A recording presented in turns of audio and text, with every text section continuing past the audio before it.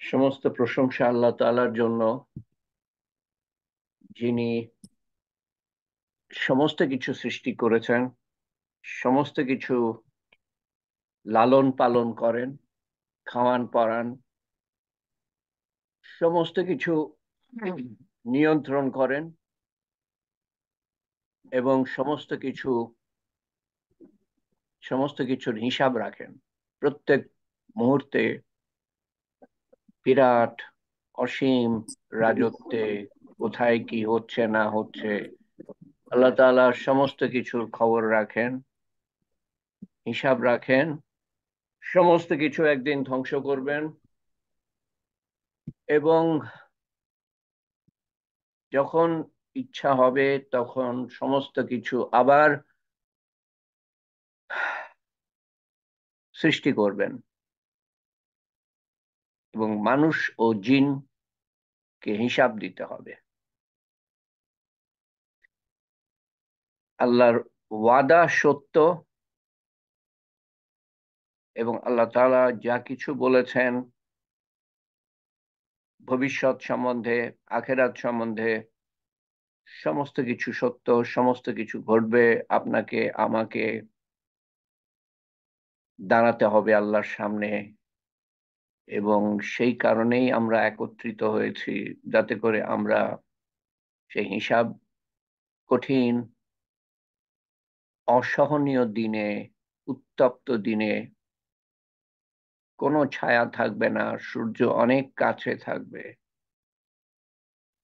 সেই দিনে আমরা কিভাবে বাঁচতে পারি অনন্ত কালের জন্য। তো বাঁচার উপায় একটাই, সেটা হলো আল্লাহকে জানা, আল্লাহকে চেনা, আল্লাহকে মানা, আল্লাহ নবীর সুন্নত মতো আল্লাহকে মানতে পারি, আল্লাহর ভয়ে, দোজকের ভয়ে, শাস্তির ভয়ে, কবর থেকে নিয়ে যে শাস্তি শুরু হবে সেটার ভয়ে। অথবা মানতে পারি আল্লাহ তাআলাকে বেহেশতের লোভে, অথবা আল্লাহ তাআলাকে মানতে পারি আল্লাহর ভালোবাসার কারণে। এই তিনটে কারণই ঠিক আছে আল্লাহকে মানার: আল্লাহর ভয়ে, বেহেশতের লোভে, ঠিক আছে; আল্লাহর ভালোবাসার কারণে আল্লাহকে মানা সবচেয়ে উত্তম অবস্থা, সবচেয়ে উত্তম মনের অবস্থা। আল্লাহ তাআলা দোয়া করেন, অন্তর থেকে দোয়া করেন, আল্লাহ তাআলা আপনাকে আমাকে আমাদের অন্তরে আল্লাহর ভালোবাসা দিয়ে দেন। আল্লাহ বলেন, আমি তোমাকে ভালোবাসি, তুমিও আমাকে ভালোবাসো। আল্লাহর ভালোবাসা যেন দিয়ে দেন, আল্লাহর হাবিব সাল্লাল্লাহু আলাইহি সাল্লামের ভালোবাসা যেন দিয়ে দেন, যাতে করে তার সুন্নত মতো আমরা প্রত্যেকটা কাজ করতে পারি এবং তার সুন্নতের মধ্যেই ফরজ, ওয়াজিব, সুন্নত, নফল, হালাল, হারাম, করণীয়, বর্জনীয়, করণীয় কি আমরা করব, বর্জনীয় কি আমরা কিসের থেকে দূরে থাকবো, সব ওনার জীবনের মধ্যে আছে। তো আল্লাহর ভালোবাসা, বন্ধুত্ব ও ক্ষমা, এটার উপর তৃতীয় পর্ব। প্রথম পর্বে আমি যা বলেছিলাম দুটো হালকা আগে, সেটা এক পাতায় আমি নিয়ে এসেছি। আল্লাহ তাআলা বলেন, হে আদম সন্তান, আমি তোমাকে ভালোবাসি। আদম সন্তান, তোমাকে আমার হকের কসম, তুমিও আমাকে ভালোবাসো। হম, অদ্ভুত কথা, তুমিও আমাকে ভালোবাসো, আমার হকের কসম। বাদশা কোনো পরোয়া করে না। আর এ তো আসল বাদশা, আসল শাহেনশাহ, তিনি বলছেন বাদশা পরোয়া করে না আপনার, আপনার, আমার। আমরা বাদশার জন্য কি করতে পারি? বাদশা তো শোষণ করছে, সে তো ভোটের মাধ্যমে বাদশা হয় নাই। তো আপনি আমি কি করতে পারি বাদশার জন্য? পরোয়া করে না। আল্লাহ তাআলারও পরোয়া করার কথা না? আল্লাহ তাআলার জন্য আমরা কিছুই করতে পারি না। কি করতে পারেন? তারপরেও আল্লাহ তাআলা বলছেন যে আমি তোমাকে ভালোবাসি, তোমাকে আমার হকের কসম তুমিও আমাকে ভালোবাসো। আপনি এইটুক গেলে আল্লাহ তাআলা এক হাত, এইটুক, এক বিদ্যা, এক হাত এগিয়ে আসেন। আপনি এক হাত গেলে প্রসারিত দুই হাত, প্রসারিত, একেবারে প্রসারিত দুই হাত আল্লাহ তাআলা এগিয়ে আসেন। হেঁটে গেলে দৌড়ে আসেন। কোন দুনিয়ার ক্ষমতাশালী ব্যক্তি আপনার দিকে এগিয়ে আসবে, আমার দিকে এগিয়ে আসবে আমরা যদি তাদের দিকে যাই?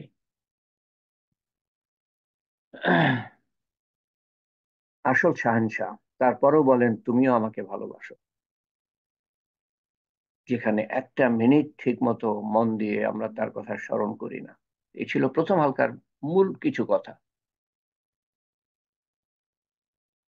আহ, দ্বিতীয় হালকা, দ্বিতীয় হালকায় যেটা আলোচনা করেছিলাম তার মূল কিছু কথা হলো যে আকাশের ছাদ পর্যন্ত গোনা করো বান্দা। আকাশের ছাদ পর্যন্তও যদি গোনা করো, যদি যদি আল্লাহ তাআলা করতে বলছেন না, যদি করো, তারপর একবার বলো আমাকে মাফ করো, আল্লাহ আমাকে মাফ করো, আমি সব মাফ করে দিব, আমি সব মাফ করে দিব। আল্লাহ বলেন আমার বান্দা যখন মাফ চাইবা এবং যতবার চাইবা ততবার কবুল করে মাফ করব। প্রথমবারের তওবা যেই খুশির সাথে কবুল করেছিলাম, হাজার বা কোটি বার সেই খুশির সাথে কবুল করব। হাজার বার যদি তুমি করে ফেলো গোনা, ওই একই খুশির সাথে আমি তোমাকে কবুল করব, মাফ করব। ও আল্লাহ, একটু আমরা বুঝার চেষ্টা করি। আল্লাহ তাআলার খুশি কমবে না, এবং আল্লাহ তাআলা কটাক্ষ দিবেন না। এতবার তুই গোনা করলি, আবার এসছিস, তুই তুই ঠিক হতে পারিস না, একবারও বলবেন না এটা। কোনো কটাক্ষ জিনিসটা নাই আল্লাহ তাআলার কাছে। কারণ, কারণ কি আমাদের নেকি বা গোনার কারণে তার উপর আসর পড়ে না।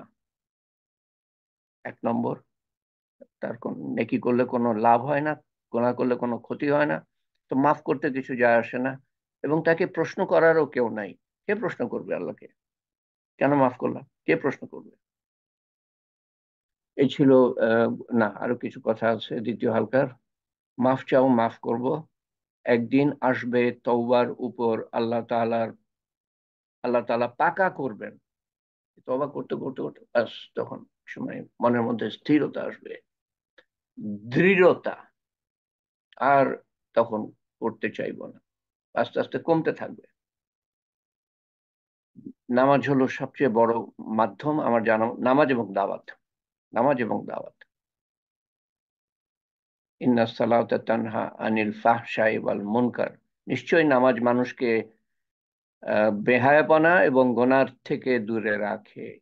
নিশ্চয়ই নামাজ, তার মানে সেরকম নামাজ পড়েন, আস্তে আস্তে আস্তে আস্তে আপনি দূরে যেতে থাকবেন গোনার থেকে, আল্লাহর নিকটে যেতে থাকবেন। আর দাওয়াত,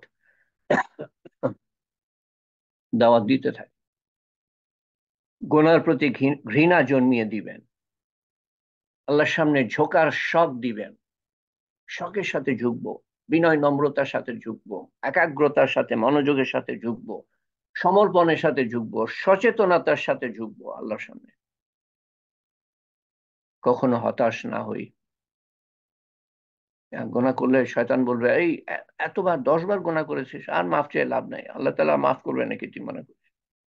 আহ, তো হতাশ করে দিবে। হতাশ না হয়ে বারবার করো, বারবার আসো আমার কাছে, বারবার আমি মাফ করে দিব অন্তর থেকে। আমরা যদি অনুশোচনা নিয়ে আল্লাহর কাছে আসি, আল্লাহ তাআলা বারবার মাফ করে দিবেন। কিন্তু আসতে যেন, আল্লাহর দিকে যেতে যেন বন্ধ না করি। যতবার গোনা হয় সাথে সাথে সাথে সাথে মাফ চেয়ে আল্লাহর দিকে ঝুঁকি, আবার হয়ে গেল, আবার সাথে সাথে মাফ চেয়ে অনুতাপের সাথে আল্লাহর দিকে ঝুঁকি। তার রহমত গোস্বার উপর কাবু। ইন্না রহমাতি সাবাকাত গজবে, মাত্রাধিক শক্তিতে কাবু। গজব, রহমত গজব, রাগ, রাগকে কাবু করে আল্লাহর রহমত। এবং আমি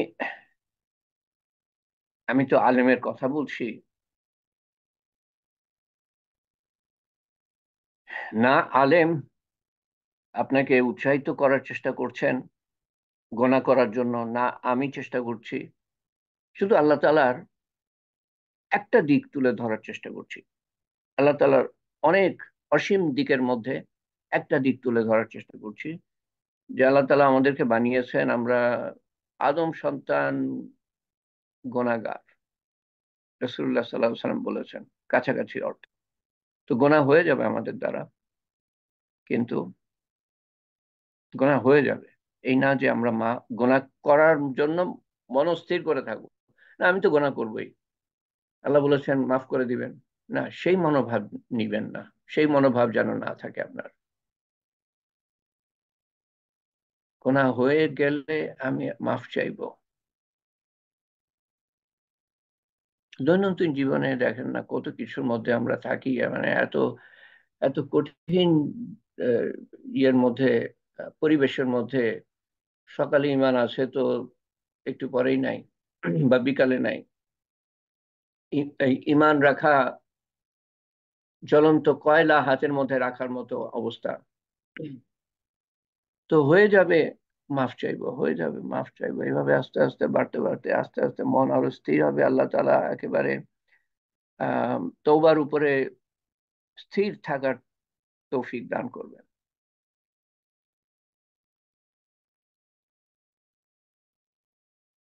এবং এই মনোভাব নিয়ে বাস করি যে পুরা দিনে আমি দাখিল হব, আস্তে আস্তে পুরা দিনে দাখিল হব।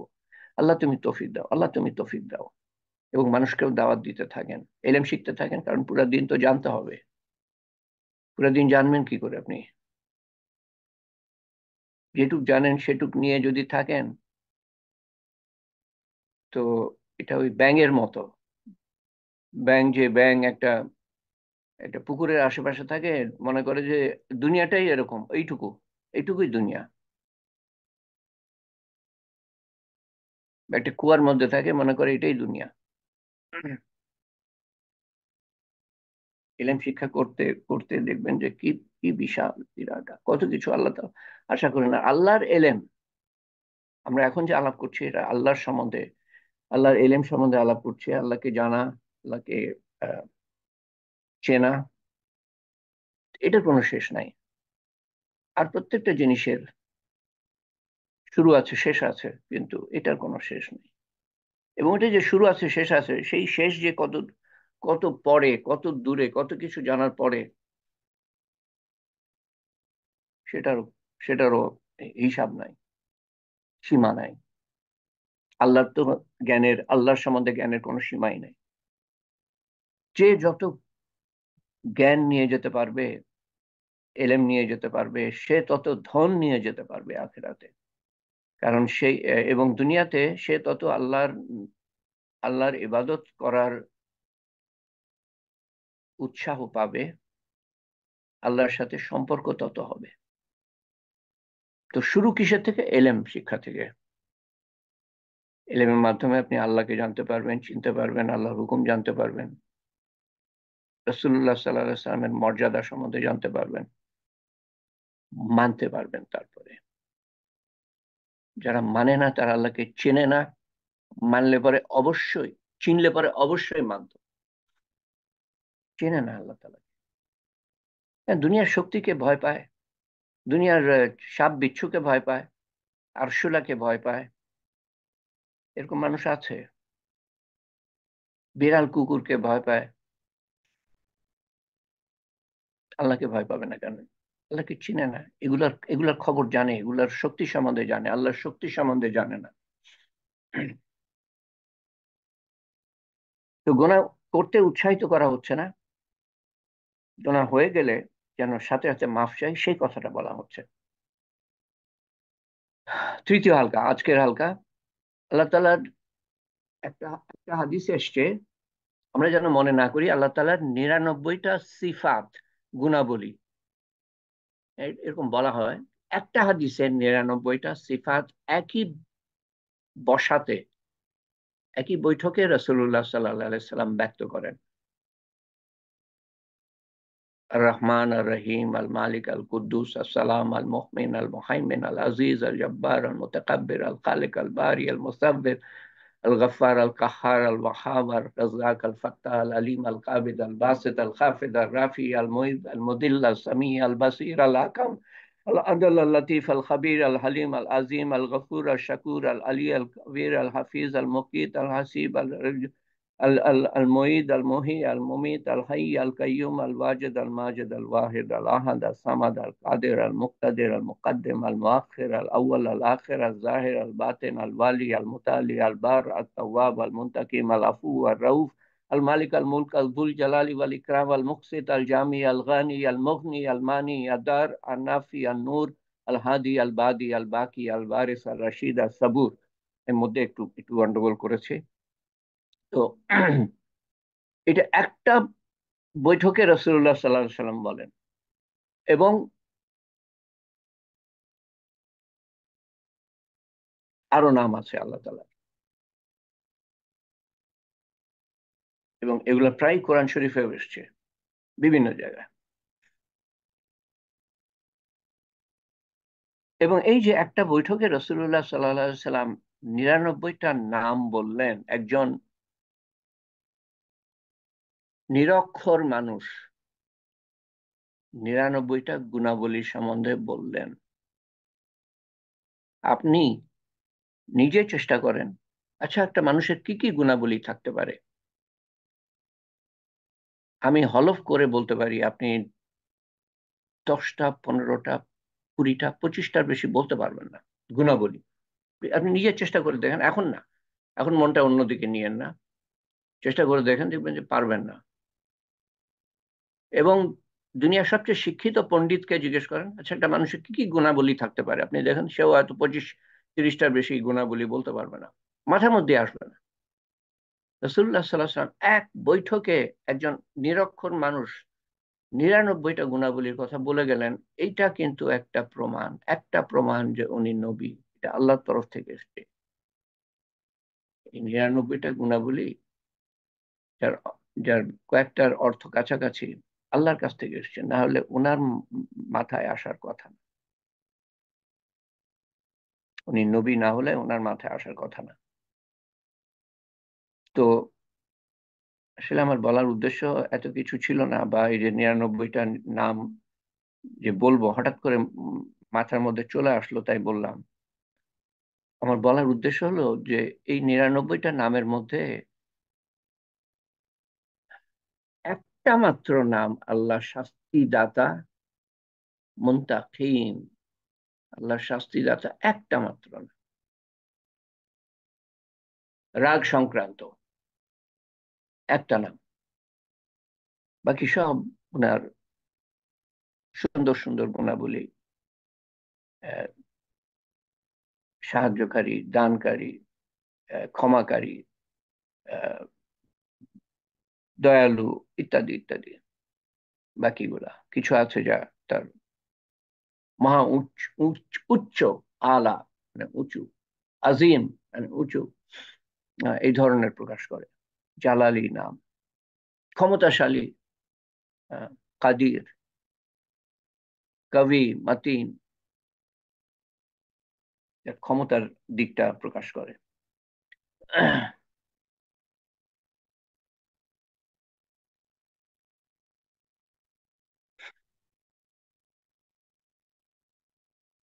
তো আল্লাহ তাআলাকে যে আমরা বিশ্বাস করি, বিশ্বাস শব্দটা আসলে বাংলায় ইমানের তর্জমা বিশ্বাস, এটা একটা দুর্বল শব্দ। কারণ ইমান বলতে যা বোঝায় সেটা হলো যে মজবুত বিশ্বাস, মজবুত। আমি বিশ্বাস করি কালকে বৃষ্টি হবে, হতেও পারে নাও হতে পারে। আমি বিশ্বাস করি অমুকে আসবে, আসতে পারে নাও আসতে পারে। তো বিশ্বাসের সাথে এই এই জিনিসটা জড়িত, হতেও পারে নাও হতে পারে। তো দৃঢ় বিশ্বাস, মজবুত ইমান, যে শব্দটা বাংলার একটা অংশ হয়ে গিয়েছে আরবি শব্দ, সেটা হলো ইয়াকিন। বাংলায় বলে একিন, একিন, দৃঢ় বিশ্বাস। সেটা তেমন ব্যবহার হয় না, শুনি না তেমন। একিন, আরবিতে ইয়াকিন, দৃঢ় বিশ্বাস, কোনো কোনো সন্দেহ নাই। সেই পর্যায়ে যাওয়া, আল্লাহর কথা শুনতে শুনতে, বলতে বলতে, আল্লাহর সৃষ্টি দেখতে দেখতে, কোরআন শরীফ পড়তে পড়তে, আল্লাহ সম্বন্ধে পড়তে পড়তে, চিন্তা করতে করতে, শুনতে শুনতে, বলতে বলতে ইমানের পর্যায়ে বাড়তে থাকবে। তো আল্লাহকে আমরা বিশ্বাস করব আল্লাহর সমস্ত গুণাবলী সহ, এবং আল্লাহর থেকে হয়, কোনো কিছু থেকে হয় না, আল্লাহর থেকে হয়। সৃষ্টির কোনো ক্ষমতা নাই, স্রষ্টার ক্ষমতা। সৃষ্টির থেকে কিছু হয় না, আগুন থেকে, পানি থেকে, মাটির থেকে, বাতাস থেকে, আলোর থেকে, সূর্য থেকে, তারার থেকে, খাবারের থেকে, ধন সম্পদ থেকে, ক্ষমতার থেকে, খ্যাতির থেকে, ডিগ্রির থেকে কিছু হয় না, আল্লাহর থেকে হয়। আল্লাহ যা চান তাই হয়। তো কলেমা কিন্তু লা ইলাহা ইল্লাল্লাহ সেটাই প্রকাশ করে। আর মোহাম্মদ রাসূলুল্লাহ প্রকাশ করে যে মোহাম্মদ সাল্লাল্লাহু আলাইহি সাল্লামের রাস্তা অনুসরণ করার মধ্যে, ওনার জীবন পদ্ধতি অনুসরণ করার মধ্যেই শান্তি। আল্লাহ, আল্লাহ থেকেই হয়, আর কোনো কিছু থেকে হয় না। কোনো কিছু থেকে হয় না, সেটা প্রথমে বলা হচ্ছে, লা ইলাহা, কোনো কিছু থেকে কিছু হয় না, ইল্লাল্লাহ, আল্লাহ থেকে হয়। অতএব আল্লাহর ইবাদত করো, কিরকম ভাবে করবা? রাসূলুল্লাহ সাল্লাল্লাহু আলাইহি সাল্লাম যেরকম দেখিয়েছেন, পদাঙ্ক অনুসরণ। আমি কয়েকটা জিনিস জানি, আমি মনে করি এটা ইসলাম, ওটা ইসলাম না। ইসলাম আমার জীবনের প্রত্যেকটা ক্ষেত্রে রাসূলুল্লাহ সাল্লাল্লাহু আলাইহি সাল্লামের জীবন পদ্ধতি আমি প্রয়োগ করতে পারি প্রত্যেকটা ক্ষেত্রে। শুধু 5 ওয়াক্ত নামাজে না, যেটা 1 ঘন্টা লাগে, বাকি 23 ঘন্টা, বাকি 23 ঘন্টার জন্য আমার জন্য সুন্নত পদ্ধতি আছে। খাবার দাবার, ওঠা বসা, কাপড় চোপড়, ঘর বাড়ি, সংসার, পরিজন, আত্মীয় স্বজন, বন্ধু বান্ধব, ব্যবসা বাণিজ্য, লেনদেন, আহ, সব ক্ষেত্রে,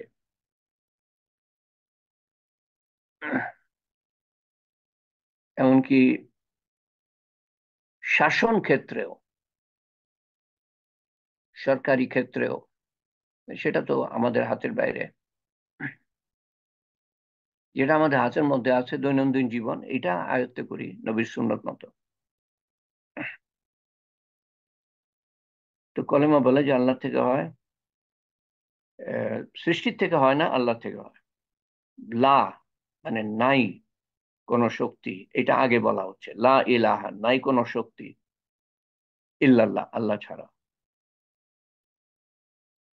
আরেকভাবে এই জিনিসটা আমরা প্রকাশ করতে পারি এই কথার মাধ্যমে, কে আছে চিন্তাগ্রস্ত মানুষের ডাক শুনে লাব্বায়েক বলার। লাব্বায়েক মানে হলো হাজির। আল্লাহ তাআলাকে ডাকো, আল্লাহ বলবেন লাব্বায়েক, আমি হাজির। বাদশা বলবে,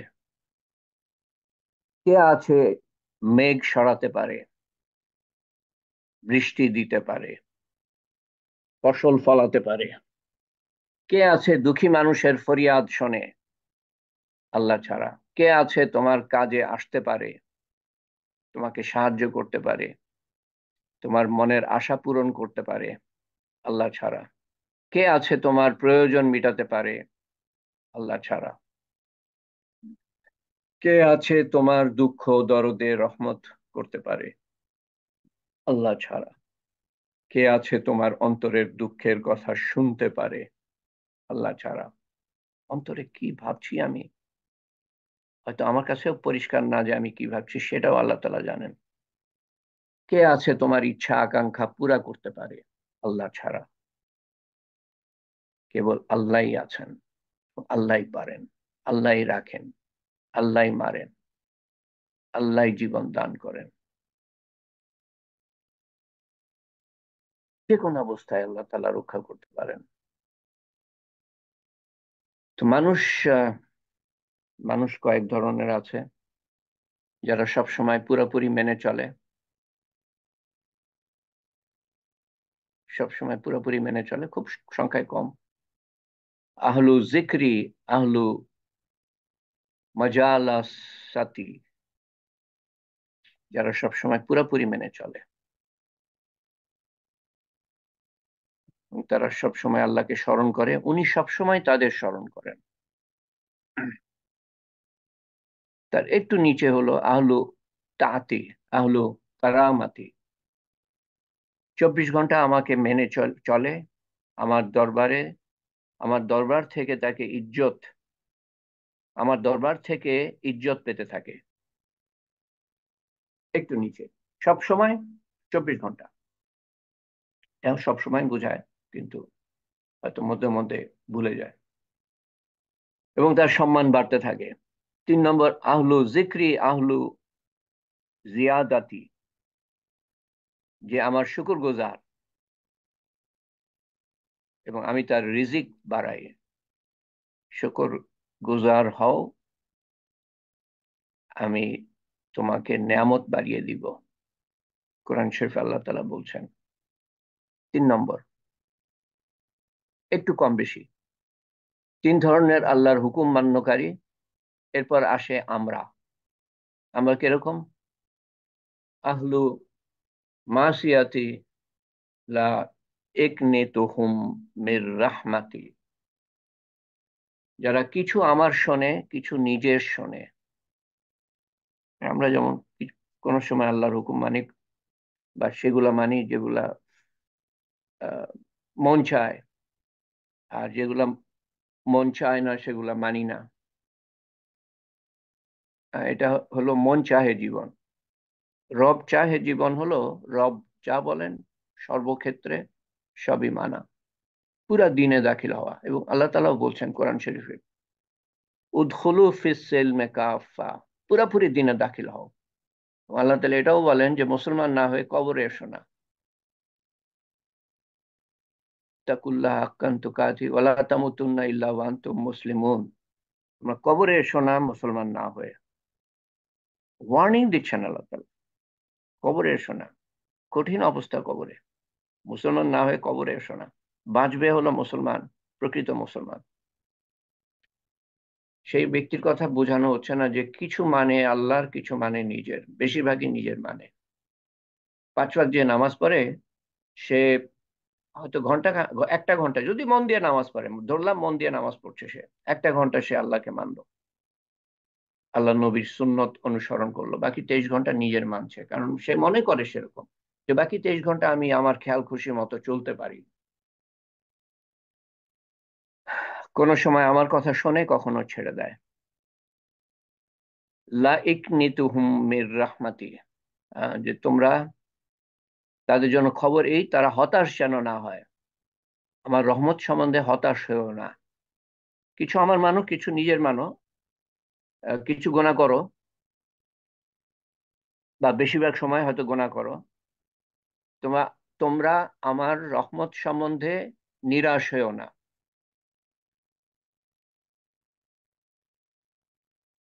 ইনতাউফ আনা হাবিবুহুম, তুমি তওবা করে আসো, আমাদের দোস্তি তৎক্ষণাৎ হবে। অদ্ভুত কথা, আশা করি সবাই শুনছেন। এই জন্য আমি একটা লাল রঙে তুলে ধরেছি, তুমি তওবা করে আসো, আমাদের দোস্তি তৎক্ষণাৎ হবে, তৎক্ষণাৎ হবে, সাথে সাথে। মানুষের সাথে আপনি অন্যায় করেন, তারপর তার সাথে দোস্তি করতে যান, সে দোস্তি করবে না, কথায় উত্তরই দিবে না। অনেকবার চেষ্টা করার পরে উত্তর দিলেও তার মনের মধ্যে সেটা থেকেই যাবে। আল্লাহ তাআলা বলেন যে আমাদের দোস্তি দোস্তি আপনি গোনা করে আসছেন, গোনার পর গোনা, আমাদের দোস্তি তৎক্ষণাৎ হবে, তওবা করে আসো, সাথে সাথে তোমার সাথে দোস্তি হয়ে যাবে আমার। সবচেয়ে সহজ হলো আল্লাহর সাথে বন্ধুত্ব স্থাপন করা। দুনিয়া পেতে আর কি কষ্ট করতে হয় এক একটা মানুষকে, এই ঢাকায় গেলে বোঝা যায়। ওরে আল্লাহ, এই ঢাকাতে আমি মানুষ, এখন থেকে এত লোকজন যে ঢাকা চিনি না, এবং জায়গার যা পরিবর্তন, বিল্ডিং দালান কোঠা, বাইরে পরিবর্তন অনেক কম হয়েছে ঢাকার বাইরের অন্যান্য শহর, হয়েছে কিন্তু অনেক কম। তাও কিছু কিছু এলাকা, কিছু শহর, চট্টগ্রাম, শ্রীহট, সিলেট, তারপরে রাজশাহী, খুলনাতে যাইনি অনেকদিন, কিছু পরিবর্তন হয়েছে, অত বেশি না। কিছু জায়গা তো আমি 30 বছর পরে সেখানে গিয়ে দেখি যে ওরকমই আছে।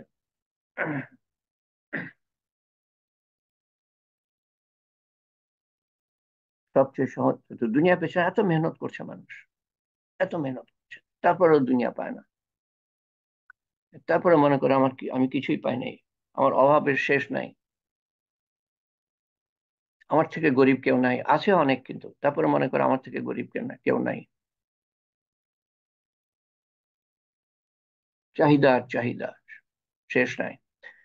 তো সবচেয়ে সহজ হলো আল্লাহর সাথে বন্ধুত্ব স্থাপন করা, সবচেয়ে সহজ। মানুষের সাথে দোস্তির কথা তো বললাম একটু আগে।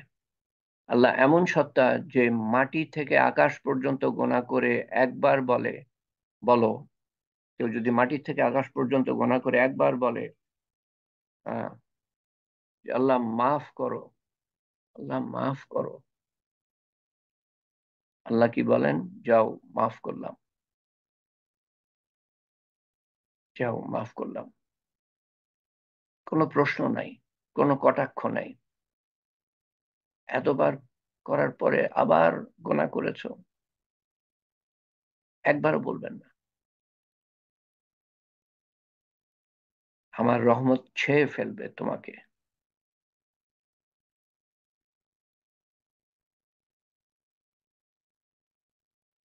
তো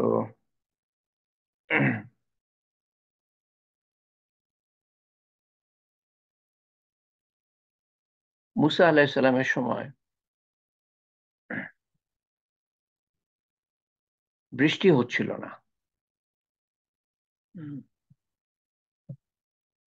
মুসা আলাহিসাল্লামের সময় বনি ইসরাইল কে নিয়ে কোন সময় সঠিক এটা বলা মুশকিল। ফেরাউন থেকে বাঁচার আগে না ফেরাউন থেকে বাঁচার পরে, ফেরাউন ধ্বংস হয়ে যাওয়ার পরে, কোন সময় সেটা বলা আহ, মুশকিল, সম্ভব না। তো প্রচন্ড খরা, প্রচন্ড খরা, মানুষ কষ্ট পাচ্ছে, বাচ্চা, বৃদ্ধ, পুরুষ, মহিলা, পানি নাই, শস্য নাই, খাবার নাই, সবাই কষ্ট পাচ্ছে, মারাত্মক অবস্থা। চিন্তা করেন, নবী আছে তাদের মধ্যে, কিন্তু বৃষ্টি নাই। এবং দুইজন নবী, মুসা আলাইহিস সালাম এবং হারুন আলাইহিস সালাম, ওনার ভাই।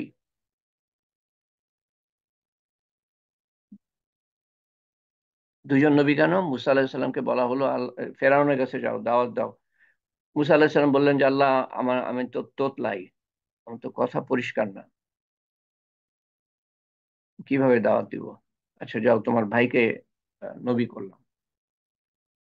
তখন দেখেন, দাওয়াত দিতে হলে নবী হতে হতো, নবী। হারুন আলাইহিস সালামও নবী, এই জন্য দুইজন নবী। তো মুসা আলাইহিস সালামকে যখন বলল লোকরা, তো মুসা আলাইহিস সালাম দেখতেই পাচ্ছেন, তারপরেও লোকরা এসে বলল। তো উনি তখন হাজার হাজার লক্ষ লক্ষ মানুষকে নিয়ে, কোনো জায়গায় দেখলাম লেখা আছে 7 লক্ষ মানুষ, যাই হোক, লক্ষ লক্ষ মানুষকে নিয়ে, সঠিকভাবে তো আমরা বলতে পারবো না, কোথাও লেখা আছে 7 লক্ষ, বিরাট একটা ময়দানে সমবেত হয়ে, এটাকে বলা হয় ইস্তেস্কারা। ইস্তেস্কারা মানে যখন বৃষ্টি হয় না তখন আল্লাহর কাছে নামাজ পড়ে, 2 রাকাত নামাজ পড়ে দোয়া করা মিলিতভাবে। এখনো প্রচলন আছে, বা ইদানিং কিছুদিন আগেও শুনেছি মানুষ এরকম আল্লাহর কাছে বৃষ্টির জন্য দোয়া করতো। তো সবাই সমবেত হয়ে নবী দোয়া করছেন আল্লাহর কাছে নামাজ পড়ে, নবী দোয়া করছেন সবার হয়ে, এবং সবাই তওবা করছেন। এখানে হলো তো তওবা, আল্লাহর কাছে মাফ চাওয়া, যে আমাদের অন্যায়ের কারণে তুমি বৃষ্টি আটকে রেখেছো। এক একটা গুনার কারণে, এক এক ধরনের গুনার কারণে এক এক ধরনের আযাবের কথা বলা আছে হাদিসে, আপনাদের সামনে আমি তুলে ধরেছিলাম সেসব হাদিস। তো আমাদের গুনার কারণে তুমি বৃষ্টি আটকে রেখেছো, হে আল্লাহ তুমি আমাদের আমাদের তওবা কবুল করো, আমরা আর করব না গুনাহ, তুমি আমাদের মাফ করে দাও এবং আমাদেরকে আমাদের এই কষ্ট থেকে উদ্ধার করো, বৃষ্টি দান করো, এই ধরনের দোয়া করে। তো দোয়া করার পরে দেখা গেল আকাশে সূর্য ছিল আর কিছু মেঘ ছিল, মেঘগুলা সরে গেল। বৃষ্টি হওয়ার কথা, মেঘ আসার কথা, মেঘগুলা সরে গেল, আর সূর্যের তাপটা আল্লাহ তাআলা বাড়িয়ে দিলেন, টেম্পারেচার বেড়ে গেল। অদ্ভুত ব্যাপার। হ্যাঁ,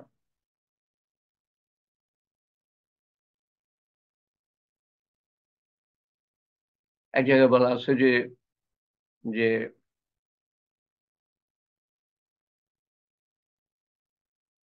যে মুসা আলাহিসাল্লাম আবার দোয়া করলেন এবং বললেন যে তুমি কি আমার মর্যাদা কমিয়ে দিয়েছো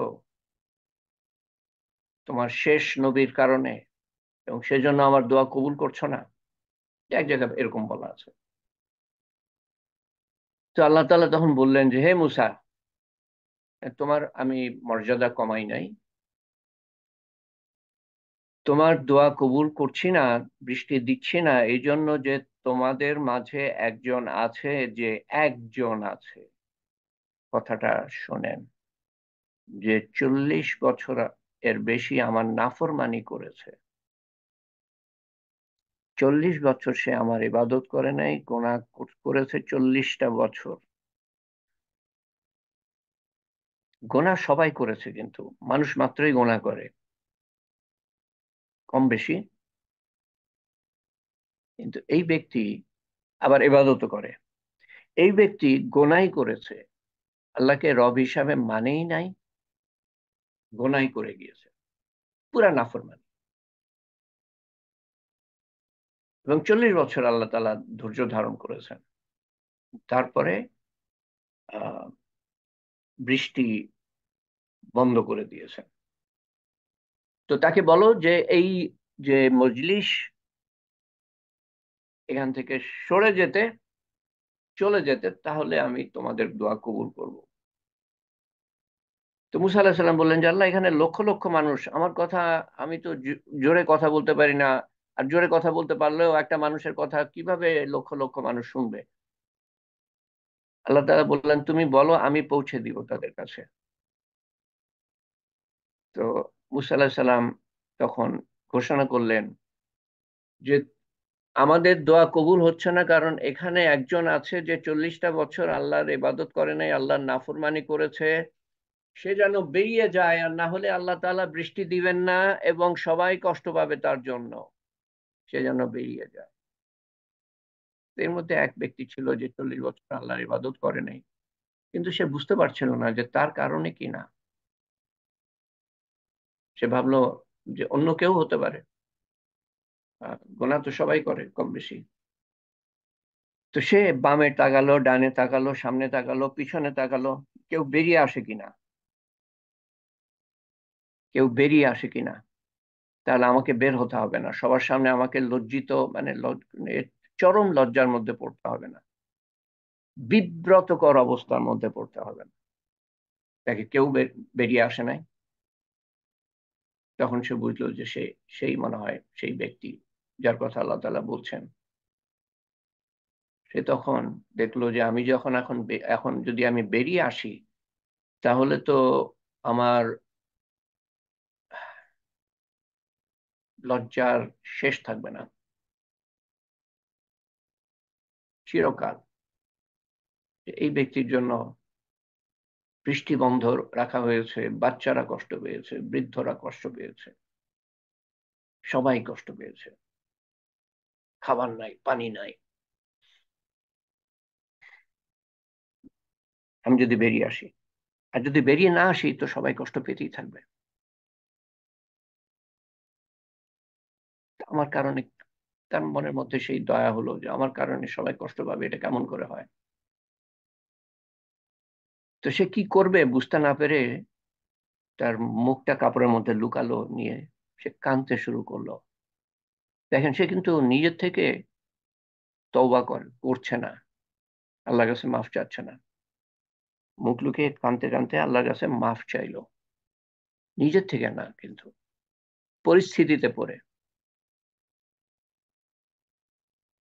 তারপরও আল্লাহ তাআলা কি করেন একটু পরে আমি বলছি। তো সে বলল যে আল্লাহ,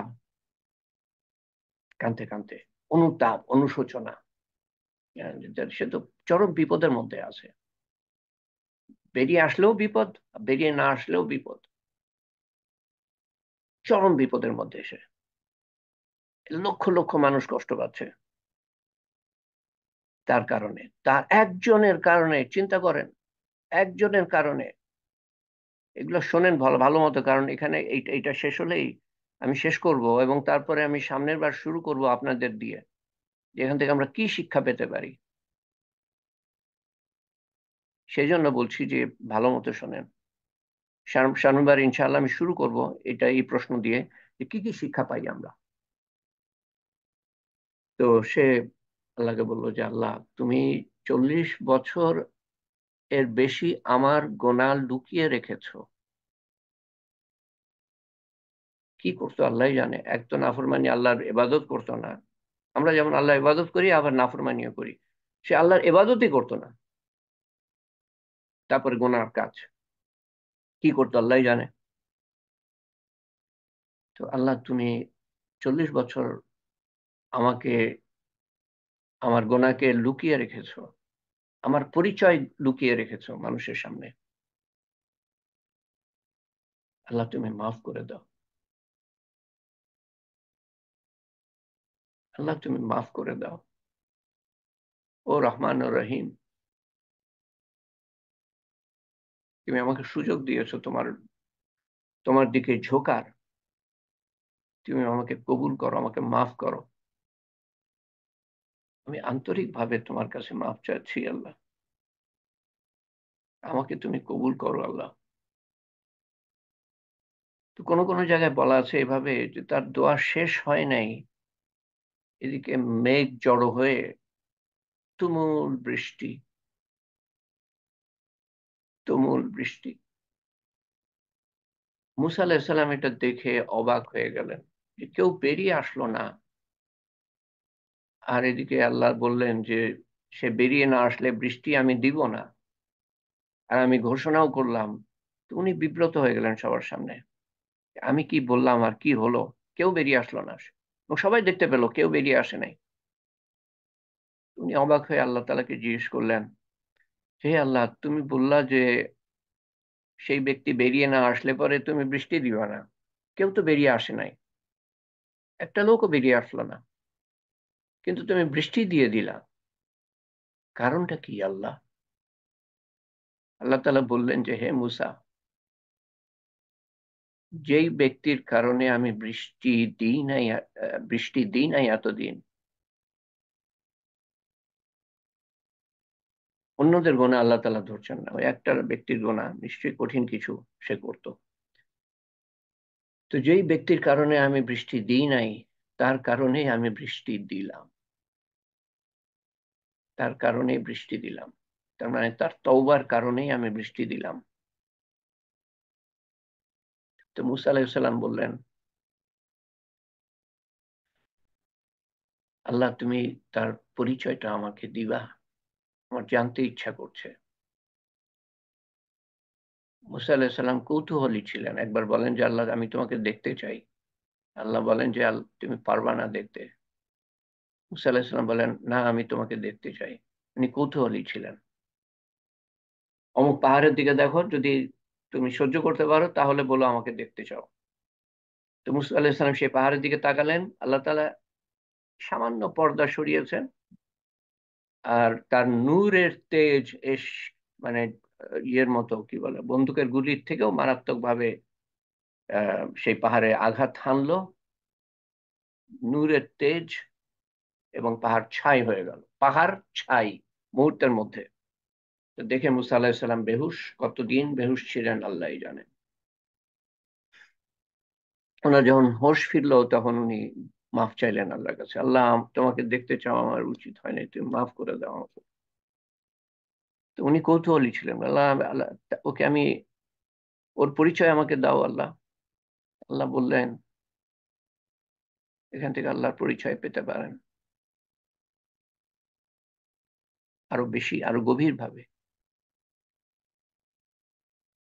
আল্লাহ বললেন যে, হে মুসা, 40 বছর আমি তার গুনাহ মাফ করে তার তার তার দোষ গোপন করে রেখেছি, তার গুনাহ গোপন করে রেখেছি 40 বছর। যখন সে গুনাহগার ছিল তখনই আমি তার দোষ গোপন রেখেছি। এখন সে তওবা করেছে, এখন সে আমার নৈকট্য পেয়েছে, এখন সে আমার হেফাজতের মধ্যে। এখন আমি কিভাবে তার পরিচয় প্রকাশ করি, আমি তাকে কিভাবে খাটো করি, কিভাবে নত করি, কিভাবে নাজেহাল করি। আল্লাহ মালিক। তো সামনের বার আমি শুরু করব এই প্রশ্ন দিয়ে যে কি শিক্ষা পাই আমরা এর থেকে। তো সামনের বার বলতে পারবো না আবার, 10টা মিনিট তো লেগেই গেল কমপক্ষে। একটা ছোট্ট ঘটনা, ছোট্ট ঘটনা না, ঘটনা অবশ্যই সংক্ষিপ্ত না, কিন্তু 10 মিনিটে বলা যায়। তো এর থেকে আমরা কি শিক্ষা পাই?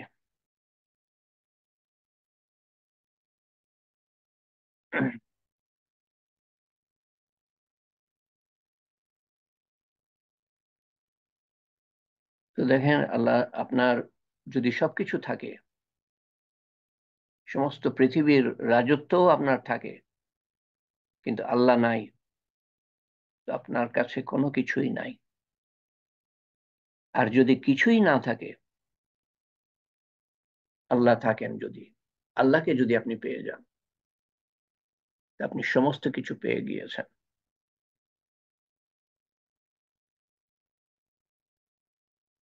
তো আল্লাহকে কিভাবে পাবো আমরা? তাকে জেনে এবং তাকে মেনে। আমরা সেই জানার এবং চেনার চেষ্টা করছি, যাতে করে আমরা মানতে পারি যেভাবে তাকে মানা উচিত। আল্লাহ তাআলাকে জানা আসল জানা, আল্লাহ তাআলাকে মানা আসল মানা, আল্লাহ তাআলাকে পাওয়া আসল পাওয়া, সমস্ত কিছু পাওয়া। পার্থিব যাই পান না কেন, কিছু যাবে না সাথে। আল্লাহ তাআলাকে সামনে রেখে যা কিছু করবেন সবই সাথে যাবে। সেই এলেম, আল্লাহর সম্বন্ধে জানা, সেটা শেখা ফরজ। আল্লাহর ধ্যান ধারণা সম্বন্ধে জানা ফরজ, আল্লাহর হুকুম সম্বন্ধে জানা ফরজ।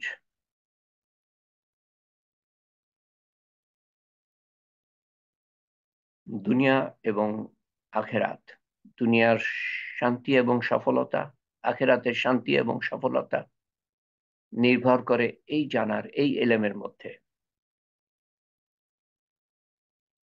এবং এইটা জানবেন যে তিনি যা কিছু হুকুম দিয়েছেন সব আপনার আমার ভালোর জন্য। একটা হুকুম নাই আল্লাহ তাআলার যা আমাদের ক্ষতির জন্য, যা আমাদেরকে সীমিত করার জন্য, যা আমাদেরকে বঞ্চিত করার জন্য। একটা হুকুম নাই। তো যদি সমস্ত আল্লাহর হুকুম আমাদের ভালোর জন্য হয়ে থাকে, তো আমরা কেন আল্লাহর হুকুম মানব না? দুনিয়াতেও শান্তি পাবেন এবং বুঝবেন, আপনি পরিষ্কার বুঝবেন যে আপনি সফল। আখেরাতেও শান্তি এবং সফলতা এই আল্লাহর হুকুম মানার মধ্যে। কেন আমি মানব?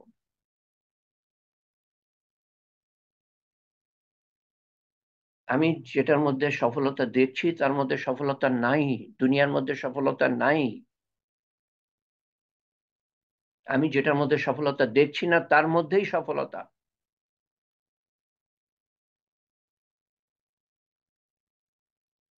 তার সম্বন্ধে ধারণা নিতে হবে, 24 ঘন্টার জীবনে তার হুকুম কি জানতে হবে এবং মানতে হবে। এবং শুধু আপনি ধারণা নিলে হবে না, আমি ধারণা নিলে হবে না, পৌঁছে দিই আমাদের আপনজন, প্রিয়জন, নিকটজন, বন্ধু বান্ধব, তাদেরও জানা উচিত। তাদের দাওয়াত দিতে থাকেন। শোনানোর মালিক হলো আল্লাহ তাআলা।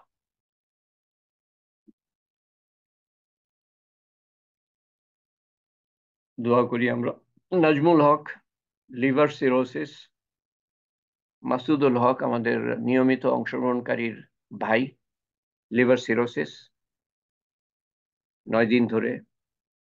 আল্লাহ তাআলা নাজমুল হককে সম্পূর্ণ সুস্থ করে দেন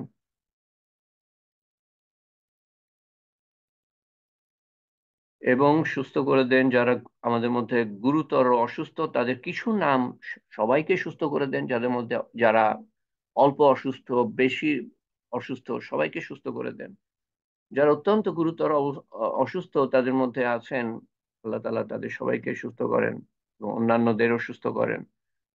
জনাব নাসির উদ্দিন আহমেদ, আরিফিন আহমেদ, জনাব এনামুল হক সাহেব, ছবি আপা, যার ক্যান্সার চিকিৎসা চলছে,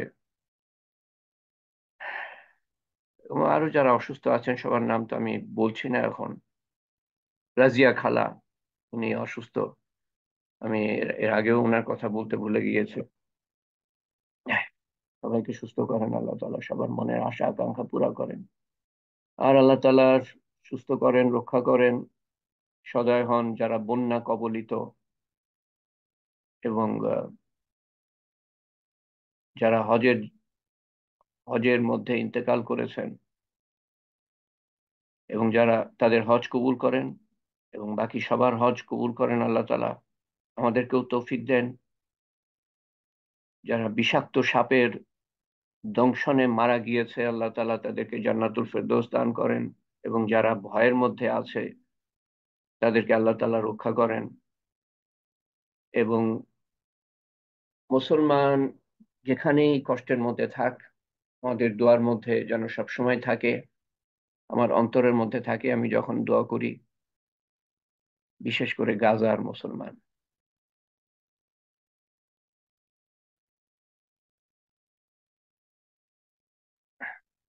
আল্লাহুম্মা আমিন। আল্লাহুম্মা সাল্লি আলা সাইয়্যিদিনা মুহাম্মদ। জাযাল্লাহু আন্না মুহাম্মাদান সাল্লাল্লাহু আলাইহি ওয়াসাল্লাম মা হুয়া আহলুহু। আল্লাহুম্মা আনতা রাব্বি লা ইলাহা ইল্লা আনতা আলাইকা তাওয়াক্কালতু ওয়া আনতা রাব্বুল আরশিল কারীম। মাশাআল্লাহু কানা ওয়া মা লাম يشاء لم يكن ولا حول ولا قوة إلا بالله العلي العظيم. أعلم أن الله على كل شيء قدير وأن الله قد أحاط بكل شيء علم. اللهم إني أعوذ بك من شر النفس ومن شر كل دابة أنت آخذ بناصيتها إن ربي على صراط مستقيم.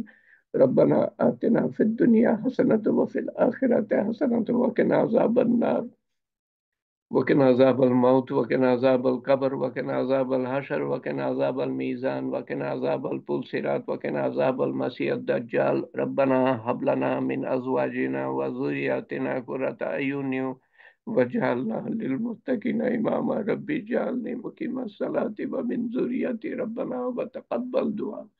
اللهم اغفر لي ولوالدنا وجميع المؤمنين والمؤمنات والمسلمين والمسلمات الأحياء منهم والأموات إنك مجيب الدعوات برحمتك يا أرحم الراحمين يا أرحم الراحمين يا راحم المساكين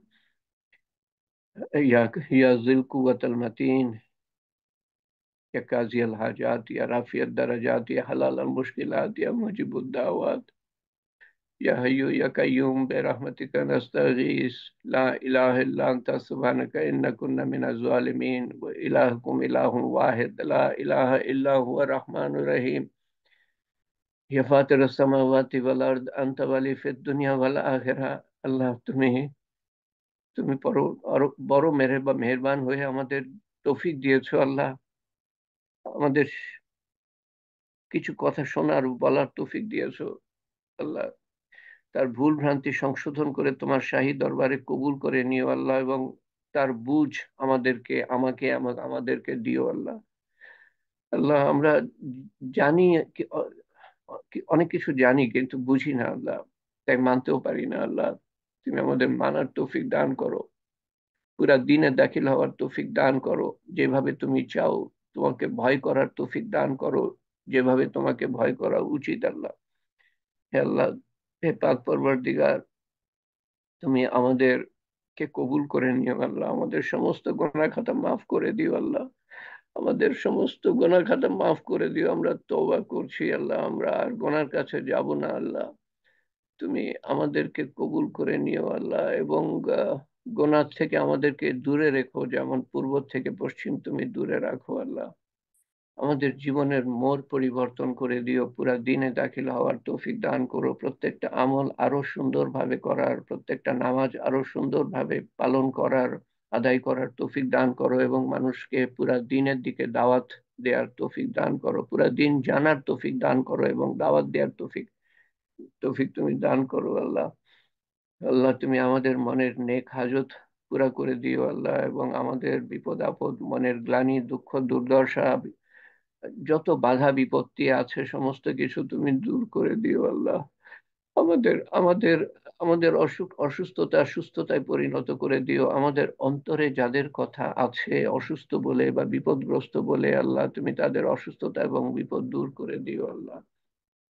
আমরা আমরা সহ আমাদের আপনজন, প্রিয়জন, নিকটজন সহ সমস্ত মুসলমানকে তুমি কবুল করো আল্লাহ, এবং তোমার রহমত এবং মাগফিরাত এবং হেদায়াত এবং হেফাজতের চাদরে আবৃত রেখো আল্লাহ। আমাদের আমাদের ভবিষ্যৎ বংশধরকেও তুমি তুমি রক্ষা করো আল্লাহ, এবং সমস্ত সমস্ত মানুষকে তুমি হেদায়েত দান করো আল্লাহ।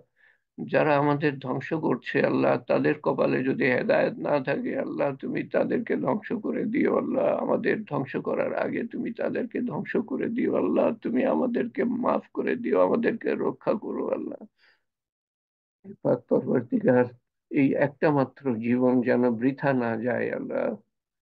আল্লাহ তুমি আমাদের জীবনটাকে বৃথা হতে দিও না আল্লাহ। আমাদেরকে আমাদের শত্রুর থেকে, শয়তান এবং নফসের তাড়না এবং মানুষের কুমন্ত্রণা এবং দুনিয়ার মারাত্মক আকর্ষণ থেকে রক্ষা করো প্রতিটা মুহূর্তে, এবং আমাদেরকে এমন পরীক্ষা দিও না যা আমরা সহ্য করতে পারি না আল্লাহ।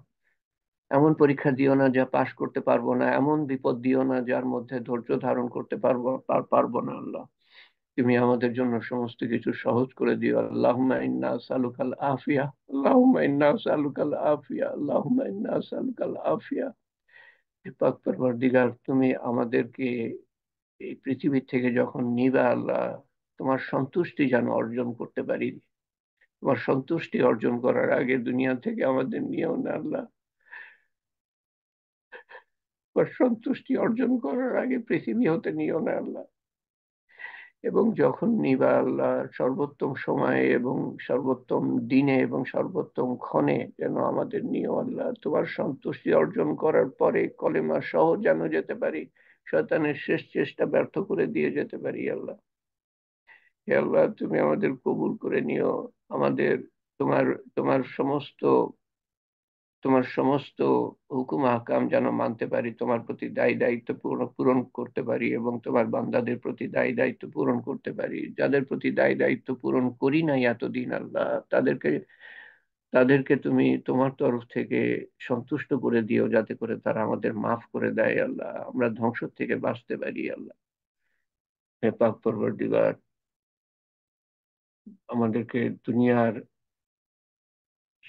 শান্তি ও সফলতা দান করো, অনন্ত আখিরাতের শান্তি ও সফলতা দান করো, আমাদের কবুল করে নিও।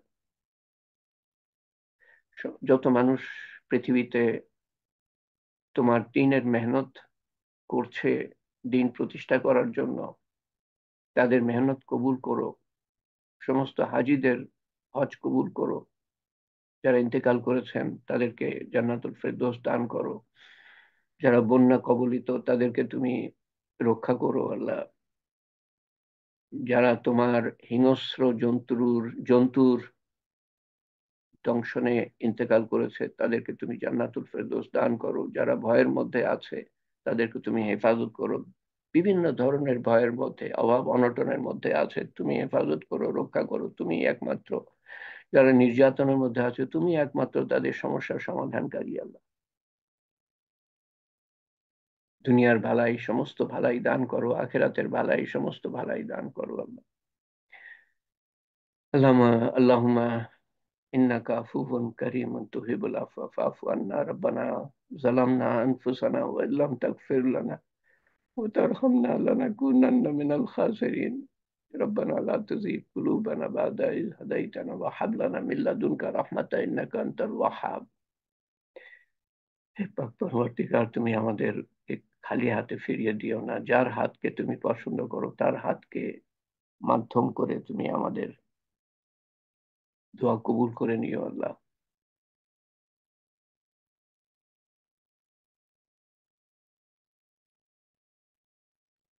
আল্লাহ তুমি আমাদের কবুল করো আল্লাহ। তোমার কবুলিয়াত পেলে সমস্ত কিছু সহজ হয়ে যাবে। আর তুমি কবুল না করলে সবচেয়ে সহজ আমল কঠিন থেকে যাবে। রসুল্লাহ সাল্লাহ আলাই সাল্লাম যা কিছু চেয়েছিলেন আমরাও তাই চাই। তিনি যার থেকে পানা চেয়েছিলেন আমরাও তার থেকে পানা চাই। তোমার শান মতো চাইতে পারি নাই, তোমার শান মতো দান করো। তোমার শান মতো হেফাজত চাইতে পারি নাই, তোমার শান মতো হেফাজত করো আল্লাহ। ربنا تقبل منا إنك أنت السميع العليم وتب علينا إنك أنت التواب الرحيم سبحان ربك رب العزة عما يصفون وسلام على المرسلين والحمد لله رب العالمين وحد لا إله إلا الله محمد رسول الله صلى الله عليه وسلم آمين يا رب العالمين سبحان الله وبحمده سبحانك اللهم وبحمدك أشهد أن لا إله إلا أنت أستغفرك وأتوب إليك। ইনশাআল্লাহ আমরা সামনের বুধবার মিলিত হব। আল্লাহ তাআলা আমাদের তৌফিক দেন।